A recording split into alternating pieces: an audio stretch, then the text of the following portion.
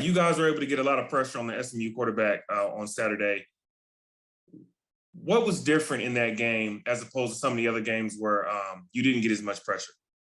Our mentality and our mindset, like Coach Max said, we understood the game plan, we understood the assignment, and we knew we had to get to the quarterback to be able to win the game. So.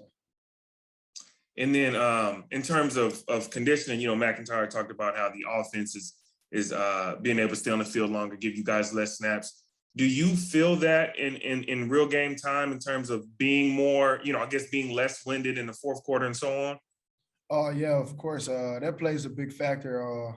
Mostly because if we make the plays that we need to make and get off the field, when you're getting 3 and outs and you're not letting them extend the drive that long, and our offense having the ball, they give us the advantage. We always get to stay fresh. And then last year, you guys were in a similar situation where you played well at the end of the year. What do you credit to that, to the defense being able to play its best football at the end of the season? Our relationships, the camaraderie that we have with each other, we just get to the point where we just want to play for the man next to us. That's honestly all we be thinking at this point of the year. Like right now, we just want to make it bad on everybody else. We didn't reach all our initial goals, but we was able to find other goals, as a team. So we just want to go one game at a time, handle the rest of them. Thank you, Morris. No problem. Devin and then Terry. So Morris, Mac also mentioned that you guys understood the defense a lot better last year, which led to the turnaround. Do you think some of that is kind of coming around now where concepts and things are starting to make sense a little bit more in November? Oh yeah, you get used to, it's a different team than last year. So guys learn how to play around each other and how to play off of each other. So that's a big factor as well. And just how big was it for you guys to get those turnovers? Because that's something that clearly this defense has been, it's something that Silverfield has preached to you guys, but how big was it for you guys to kind of, finally get that turnover belt and get some of those takeaways you guys have been wanting to get?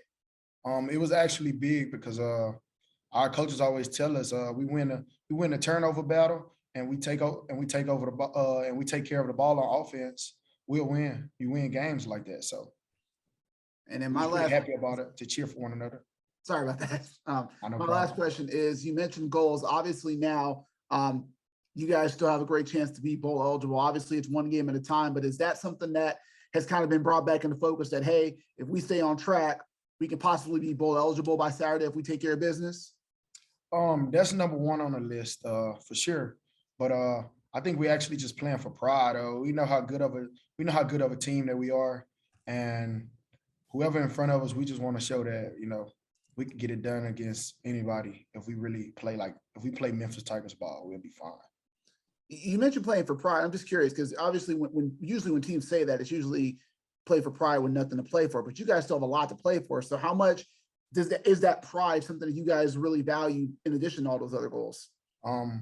We still have a lot to play for. It's still goals in front of us, but the standard has risen here. So whenever you don't win at all, the standard's risen here.